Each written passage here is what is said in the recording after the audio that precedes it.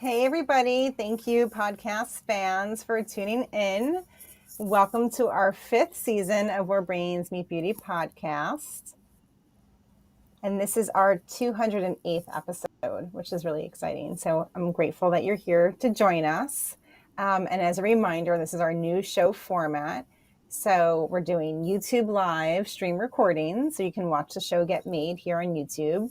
You can also share this file with your friends if they want to watch it later. And then also, you'll be able to download the episode as usual on your favorite podcast listening app. So lots of ways to enjoy the content and listen and learn. So I'm very excited about our second quarter theme here at the show. The theme is sustainability, and this is a passion of mine.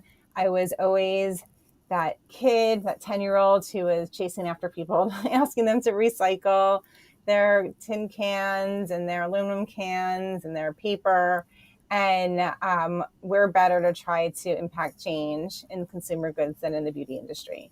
We consume a lot of stuff, right? So I'm excited to bring you guests this quarter that are working hard to find a way to do better. So this guest today, I'm very excited about. She is Shannon Goldberg, the founder and CEO of Izzy Zero Waste Beauty. Hi, Shannon. What's up, Jody? How are ya? Thank you so much for coming to the show, and welcome.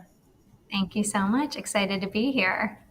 Well, this is a really kind of fun moment because you and I first met each other, I guess it was like right at the beginning of the COVID crisis. And we chatted by phone, and I think LinkedIn brought us together. So I want to go back to that conversation because it's super interesting. But I first have to ask like our most important podcast question. Since we're a career journey show, Shannon, I like to go all the way back to the beginning. So channel your 10-year-old self. What do you want to be when you grow up? Oh, I love that. Okay, so I wanted to be a ballerina in New York City or a rockette. It was, tough call. And spent all of my early years dancing in the studio, super committed. And that was really my plan for the longest time. And then, unfortunately, when I was 18, right before I was going to move to New York, got in a bad car accident and broke my back, my collarbone, lost my range of motion, everything. So dancing sort of, fell out of the picture pretty abruptly. And for whatever reason, I applied to the Fashion Institute of Technology in New York as a plan B. And lo and behold, I fell in complete love with that world, especially in New York City, the heart of all things fashion and glamour and beauty, and knew early on, even upon attending FIT, that I definitely wanted to get into their cosmetic and fragrance program for my bachelor degree. So that's exactly what I did. And back in those days, you had to interview to get into that program, and it was like thousands of applicants and only 23 would be picked. And I was one of them. I was so excited. I was like, I am going to do this. I love makeup. I love cosmetics. It's so much fun. And really, that was the beginning of it all. And FIT really sets you up in such a lovely way. They make sure you have a mentor and an internship. And I remember my senior year, I was interning for Peter Thomas Roth. And at the time, he was sort of in startup mode too. And he had just joined Sephora. And I remember being like 20 years old, and Peter, this is crazy, bless his heart, he was like, you should make my holiday collection for Sephora. And I remember like, me? Like, you trust me? I'm the intern. I have no idea what I'm doing, but let's go for it. And this is really important. I want to say this out loud. You almost need that person to take a chance on you and believe in you early on, because it really does sort of give you permission to be successful and lets you know, like, yes, you can do this. Like, don't get in the way of yourself. You are that person. You can do this. So I remember that was really the beginning. And then the funny thing is, fast forward 10 years after I got married and had kids, I actually went back to work for Peter as his head of marketing. So let's see, since graduating college, I always sort of stayed in the whole, startup business and also family-owned businesses. That's really where I shine. And I think it's like the type A entrepreneur who I am. I need full control, and I don't know if I would ever behave well in a corporate setting. So I always knew the ultimate goal was to launch a brand eventually of my own. So I really took the jobs where I had permission to be that person, whether it was the head of marketing or the head of branding. And that's sort of how my journey unfolded. I pretty much always stayed in skincare until just this year with Izzy, which is going into color, which is a first for me. But really, I think, one of the things that I really love about this business is people are passionate, and that's what sets us apart, is that we really love each other. We support one another. We support other brands, and we're really in love with what we do. And it never feels like work because it's our passion. Shannon, let's go back to this tragic injury that really uprooted your goals. You seem like a super optimistic person to me. So I'm wondering, at that time, and you were obviously quite young, how did you handle like the obvious shift from the goal that you had to finding a new goal? I think as a person, I never take a lot of time to feel down. I'm one of those super agile people that's always on the go, always on the move, and thinking 10 steps ahead. So as soon as it happened, obviously I had to take a pause because I was physically hurt. And I had a couple months of just, sort of sitting in bed, not being super mobile, and had a lot of time to think. But I knew without a doubt I always wanted to be in New York. And I also, like, from the ballerina behind the scenes point of view, loved getting made up into different characters. I loved doing my fellow ballerinas' makeup. And I love that whole animation and coming to life with the use of color cosmetics. So it seemed like a really natural shift for me at the time. And because FIT was so wonderful and I met so many great friends early on and classmates, it just seemed like it wasn't so bad. I didn't have a lot of time to be sad. It felt like this natural shift that I ended up like fully embracing. And of course I was sad deep down. It's hard to be in New York surrounded by dancers and actresses and people who are making it and people who live on a stage, because that was always the goal. But I have to remember too, as a dancer, your career only lasts for so long. So I kind of always knew in the back of my head the career would probably be over by the time of reaching 30 years old anyway. So looking back, I'm grateful that it all worked out. So when you and I first chatted, it was right before you started this business. It was a time of flux for you. I think you had just lost your job thanks to COVID. You moved your family from New York to Tampa. Yes. And it was a really like monumental, meaningful conversation for me. And I'm curious, like, what do you remember about that conversation? Oh my gosh. I feel like you were a firecracker. You had this awesome energy. And it's true, to your point, it was one of those oh crap moments. I was at home in quarantine like everyone else. I just lost my job, or got furloughed from my job, that I had just convinced my family to move from New York to Tampa, Florida, of all places. We had no friends or no family here. So this was a crazy move that I just felt was the right move in my gut. And I remember wanting to start the business, being very close to starting the business. And I don't know if it was you or your assistant, someone reached out on LinkedIn, asked to set up a call, took the call. And it was like that firecracker moment that is so good when you're feeling down. And you sort of ignited this spark in me. And you had a million ideas to share, a million great ideas to share. And I remember you were just like, blah, blah, blah, blah, blah, blah, blah. You should think about this. You should do this. You should try this. And it was just so good. And I remember hanging up the phone being like, what just happened? And who is this amazing unicorn of a woman who's so smart and has so many amazing ideas? And I remember going down a Googling trail and like wanted to know everything about you and was just so happy we met. And then I did go on to learn about you. And I just think you're the smartest, coolest lady out there.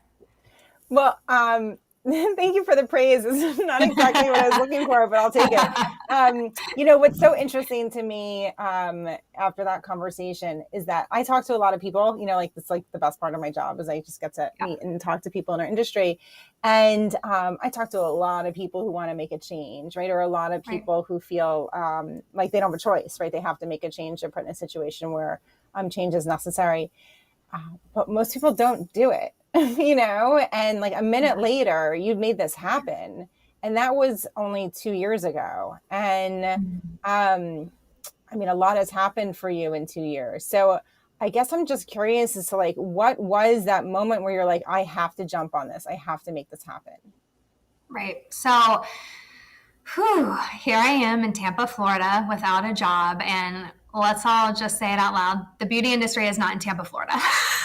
And this is the only career I've ever known. So it really was like, oh my gosh, what am I going to do? And I remember being stuck in quarantine and coming across this article from National Geographic, and it was all about the beauty industry. And I remember it was one line in the article that was really like my aha moment. And it cited that in the beauty industry, we go through 120 billion units of unrecyclable plastic a year. And that was the first time I had ever seen or heard that. But I just felt so convicted in that moment. And it was like one of those scenes in a movie where your whole career and your life flashes in front of you and you see yourself as the problem. And I saw myself as exactly that. I mean, never once in the 15 years had I thought about waste or material reduction or plastic consumption or my carbon footprint. It just was never top of mind. Of course, there were whispers of it, and I was paying attention, of course, in a head of marketing role. But I think a lot of times in our career, we're sleepwalking or we're on autopilot, and we source our components from specific vendors who we have relationships with, and it's the way we've always done it, so we don't question it. Formulas, of course, there was a shift into clean, which was sort of new for me. I had never worked on a clean brand before.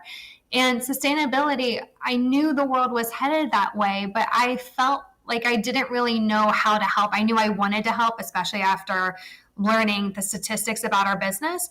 But I felt like how I have to imagine a lot of people feel. I felt helpless in the sense that a lot of times you see these big messages like code red for climate change. All of Florida is going to fall into the ocean, or we're running out of space. Our landfills are running out of space. And you just feel like, what can I do as a person? And I realized I do have the power. We in the cosmetic business have the power to actually drive meaningful change. It's hard for people to consume sustainable products unless people like me, who are in the position of power, can actually make change easy and produce products that are easy to consume where they don't have to go out of their way. And for me, that was really the impetus of like, why Izzy? And I wanted to do something different, and I wanted to leave a legacy behind. And even if 25% of our business adopts the Izzy method in the next 5 to 10 years, like that would be the dream for me, because I know that together our voices and our actions really can drive change in a big way.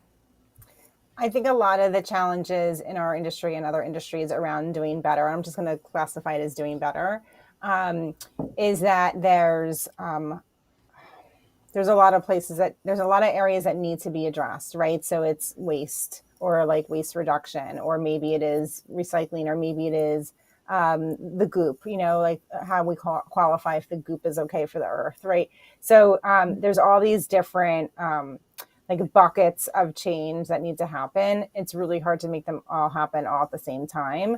So I think what happens is that people just freeze, right? They do nothing, right? Businesses do nothing because it's just the hurdles too big to climb. Yeah, too big to climb. So, that's what my goal is with this theme this quarter, is like little by little, a piece by piece, we can make change and make things better. And something that you developed with your brand, like you said, maybe other businesses will adopt, right? And then you've just extrapolated, right, that impact. And I think it's okay that there is no perfect here, right? That's like a big criticism, right? Well, you're not doing enough. You're not doing enough, or so-and-so is doing this, but they're doing X, but they're not doing Y. And that criticism just gets in the way of progress. Yeah. And the truth is, I try to always say this out loud to my peers. Any step forward is the right direction. So whether you're looking at PCR plastic, if you're working on a new clean standard, or if you're looking to shrink your carbon footprint, like those little baby steps, we can all take them. And this is especially important. I understand these bigger brands, these heritage brands, right? It feels a lot harder to change your positioning, but it's not about changing your positioning. It's as easy as your next product launch, or your next franchise, your next product franchise. How can we relook or reimagine what that product really looks like every gate of the product development process, because it is these little baby changes, these little finite changes that are going to make a bigger difference. And all of us brands, the indie brands, the startups, to the big brands, the legacy brands that have been around forever, we can all start to make these changes. It's not as daunting as it seems. I want to go a little bit deeper into your background, because you've had really fascinating jobs in this industry. So you're in the med spa space, and med spa is like where it's at, right? Like this is just a booming part of the business. And there's a lot of action here. You worked with brands on QVC. So I'd love to hear what value those roles and experiences gave to you that you're using now as an entrepreneur. Okay, I won't bore you with all the jobs, but one of my first jobs was with Ling Skincare in New York City. She had 3 outposts, and I remember graduating college and knowing from within, I never wanted to work a corporate role. I was sort of like, how can I be hands-on and have the most impact? And I remember walking past one of her spas in Soho, and I saw some celebrities hanging out and knew that's exactly where I wanted to be. And I also knew upon graduating FIT that skincare was really going to have a moment, and we were about to see a huge shift from color into skincare. And why not work with a celebrity facialist and just understand this new world that I know nothing about?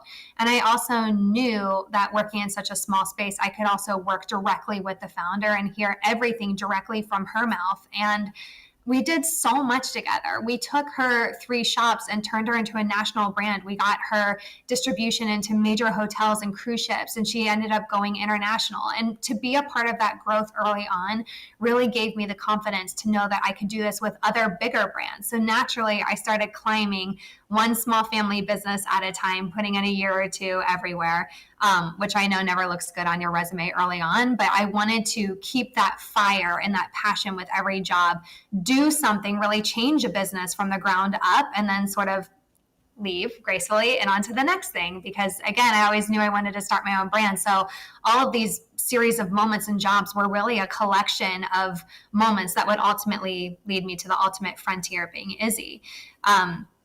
After that, I worked for a very small lipstick brand called Fran Wilson. And I remember we had a few small accounts, and, a few of them were, QVC London, HSN, and Shop NBC. And I remember presenting to the beauty director of Shop NBC. I remember only being like 25 years old. And I'm going through the brand deck because I was the head of marketing. And, mid-presentation, the beauty director was like, you need to go on TV. You're the person. You have the personality. And I remember looking to my boss and being like, is she serious? Me? And it was in that moment that I got really comfortable, from the time I was put on TV to sort of be the guest host, being able to talk about brands and products in a public setting. And that really gave me the confidence. And it felt like going back to my earlier life where I was a dancer and I was used to being on stage. This was a place that I'm super comfortable in, was performing. And that's exactly what it felt like. So in a weird way, that sense of being a performer did come out in other ways, if that makes sense. And then from there, I started my own brand, and of course, launched it right around 2008, which was the financial crisis, and launched on Shop NBC, and was really excited about it, but could no longer get any funding. And that's something that we learn with startups, is that a lot of times that brand fails because you didn't have the proper funding or the proper insights. And as a young entrepreneur, I just didn't know how much money you really needed to play in a bigger retailer like Sephora, for example.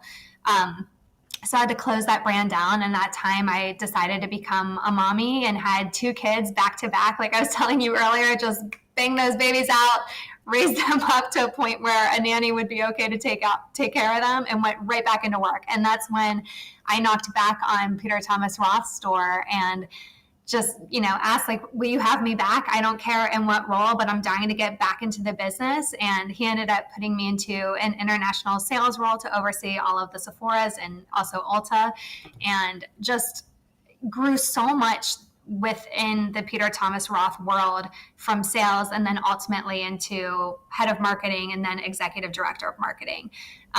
We did so many wonderful things together. And I remember people used to say this about Peter, is that he's just crazy enough and just innovative enough. And that's what made him successful, is that he was always down to try whatever's new or chase whatever trend it was. And we had a lot of fun together. I remember together we launched the product Water Drenched Cloud Cream, and within 5 days it sold out worldwide off the shelves, which good and bad thing, as we know in business, because it takes a minute to recover inventory wise, but also like, holy moly, what a wild success. And after that, I went on to launch a few more franchises with him. And I remember, this is crazy, I remember going to see the movie Wonder Woman in New York City. And I get a call from a recruiter telling me that there's a job for a celebrity brand. It would be in skincare. I would stay in skincare. And we're talking. And my recruiter is like, well, I have to tell you who it is. It's Madonna. And I remember being like, oh my God, Madonna? Like, oh my gosh, this is huge. And lo and behold, after several interviews, got the job, got to meet her, and knew, even if that brand lasted 2 years, that it would be the experience of my life. And it certainly was that. I'll stop talking for a minute because I'm sure you have questions. Well, Shannon, you led me right into my next question, which is, when you worked on MDNA, did you have access to Madonna, and what kind of access and how involved was she in the work that you were doing? So I remember my friends didn't believe me because they thought it was so far-fetched, but they would be like, no, who's your boss? And I'd be like, no, like, we really answer to Madge herself. She actually approves every social media post. She actually has to approve every lab sample, the name of things, the price of things. I mean, like, she's a legit partner. And I remember the first time I met her, we were actually getting ready to go on set, because the thing is with a celebrity of that stature is that you sort of have to take advantage of the in real life moments and maximize them to the 10th power. So as in, like, if you know you're getting ready to launch, like, let's make sure we shoot all the video content up front, her photo shoots, whatever it is, let's make sure we really maximize our time with her. And that's really what was great about her, is that, like, she really rolled up her sleeves and, like, dove into all of that and was a true partner. But I remember walking into a small room, her children were there, which was like another just insane moment to be amongst her family. And she's getting her makeup done.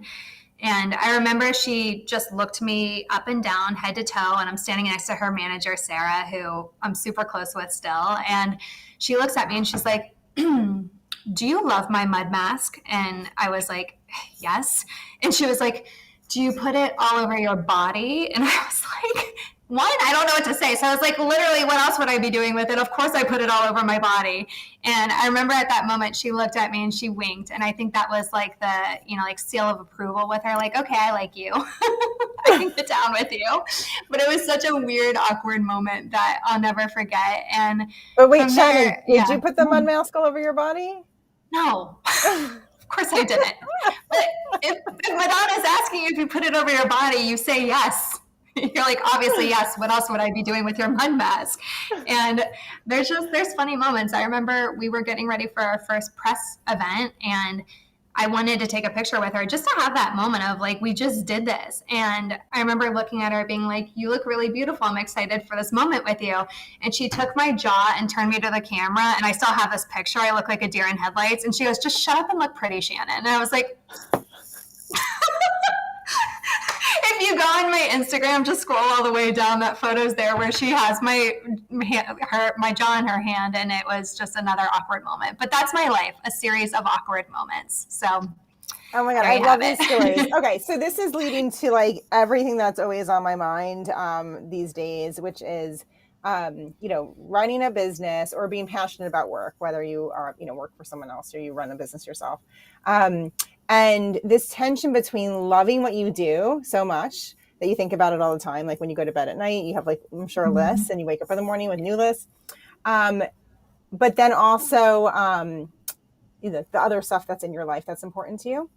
Yeah. Right. So I call this the seduction. Like, I am, like, my business seduces, growing my business is a seduction, right? Like, anytime I get a little taste of what my dream coming true, I want more, right? I get hungry for more.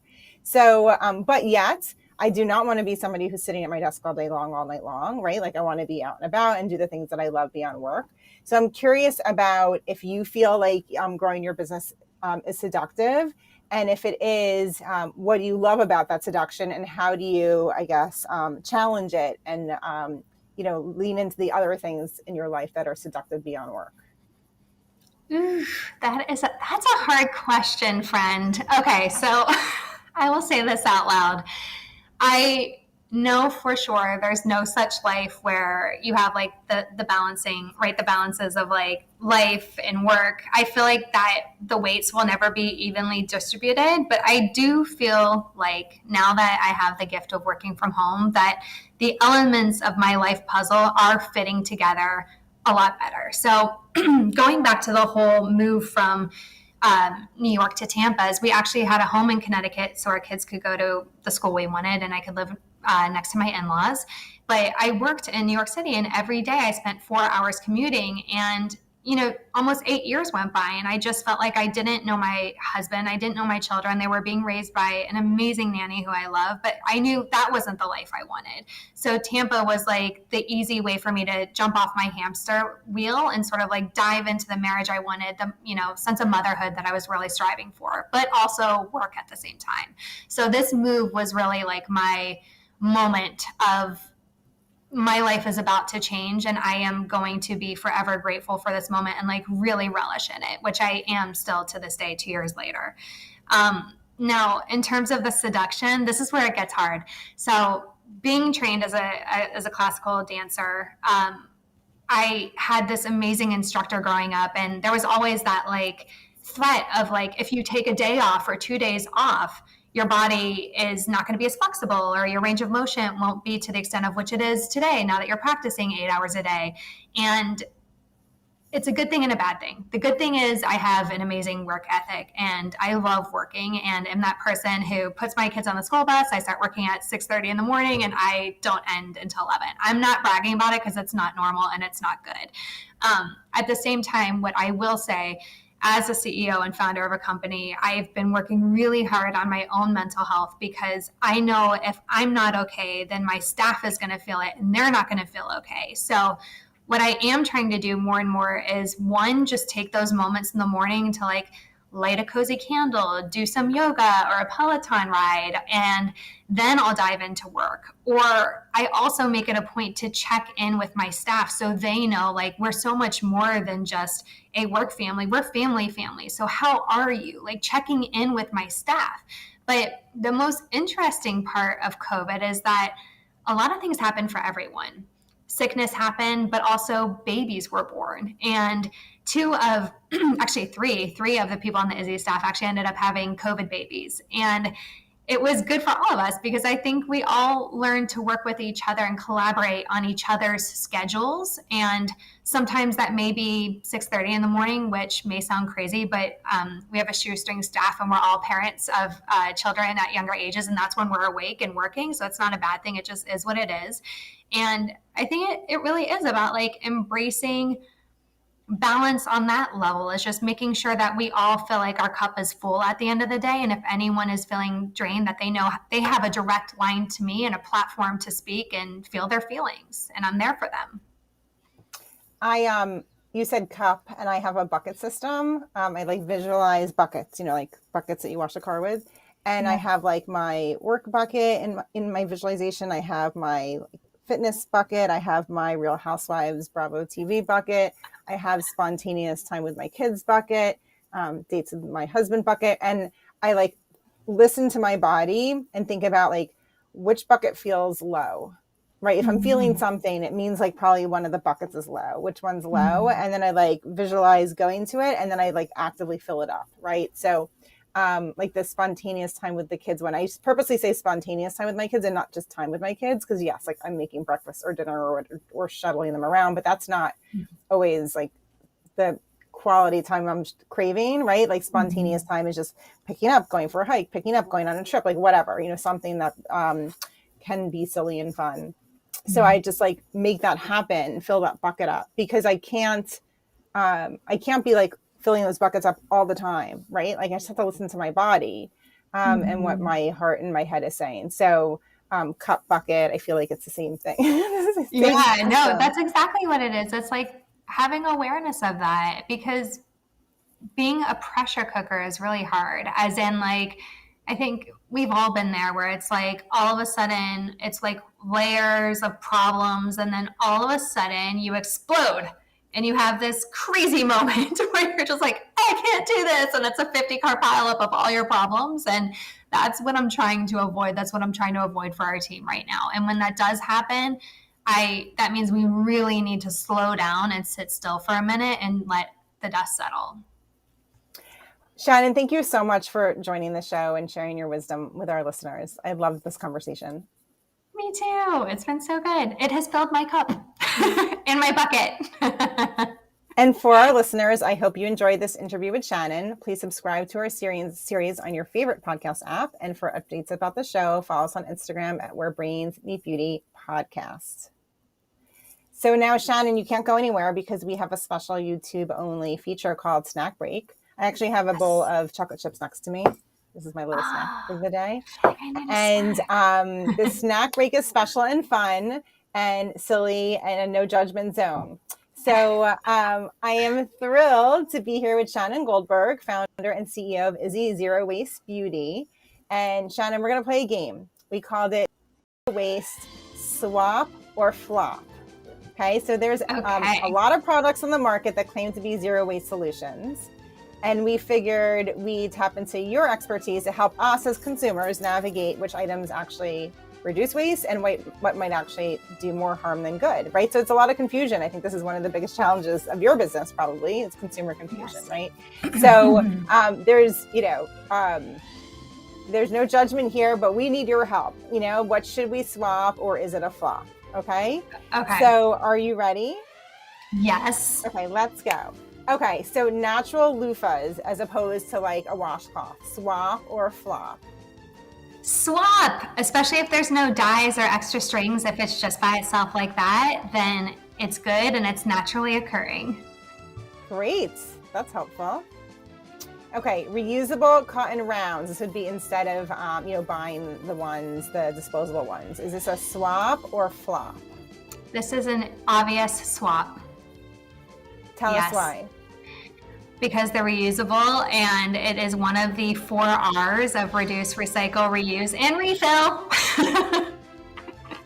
Awesome. Okay, our next one. Okay, tote bags. So instead of like paper bags or plastic bags, are tote bags truly a good swap or a flop? Heck yes, this is a swap, because we all know the average life of a plastic bag is only 12 sad minutes and they never degrade. So boo single-use plastic, yay for reusable tote. Awesome. Okay, this one's a tough one. This is going to be hard for me to adopt. Beeswax food wrap. So is this a swap for like aluminum foil or plastic baggies, or a flop? Is there like an in-between, I don't know, flop? Okay, yes, better than plastic, better than aluminum, right? But I also have a personal problem because I'm vegan and I don't use anything that have animal products or anything like that. But I'm just a fan of good old-fashioned Tupperware. If you're going to get reuse out of that Tupperware, just stick with Tupperware. The beeswax, I don't know. I know it's a step in the right direction, but not my favorite. Got it. Okay. And solid shampoo and conditioner versus plastic bottles filled with liquid. Is this a swap or flop? This is such a swap. I'm a fan of all the bars, from like deodorant to shampoo to conditioner to bath soap. If there's no outer package, yay, that means nothing for you to throw away. It degrades naturally. It's not bad for the earth, and it works. So it's good. It's just your product in solid form. Can't go wrong with it. Awesome. Okay, wool dryer balls. This would be instead of those sheets. Is this a swap or flop? This is a major swap, and I just learned something new. So one, you get to save money because you're not spending your dollars on dryer sheets. But here's a new tip. You can actually take your favorite essential oil and dab it on the balls and then throw it into the dryer, and then that oil just consumes the warmth of the dryer and gives you a magical laundry situation. That is a really good tip. Where did you learn that? Good Housekeeping. Oh, awesome. Let's ring the bell for Good Housekeeping. Yes. Okay, I just actually bought my first set of these. They're reusable sandwich bags, so they're like silicone, right? Is this a good swap or is this a flop? This is a very good swap. I love them. I actually have these exact ones. You can get them on Amazon or stasher bags. I love them. There's no reason to have the single-use plastic Ziploc bags. So I need some help here. Wait, let's go back to these. So I have them. I have them right next to where the Ziploc bags are. Why am I not using them? And like, what is becoming like? How did you actually make this part of your routine? So I still pack my kids' lunches every single day, and my kids love themselves some grapes and cheese and goldfish crackers. So I just put them in little bags. They're little peanut butter and jelly sandwiches in the bags and the lunchbox, and that's how they get used. Yeah, I think like what's stopping me is I know this is so ridiculous, but the stashers like they don't open as wide Yes. as like as a Ziploc little baggie, right? Because there's like a lot of silicone in the corners, and this is a pain point of mine, and I have to get Yes. over it. But I'm just, do you have any tips for me?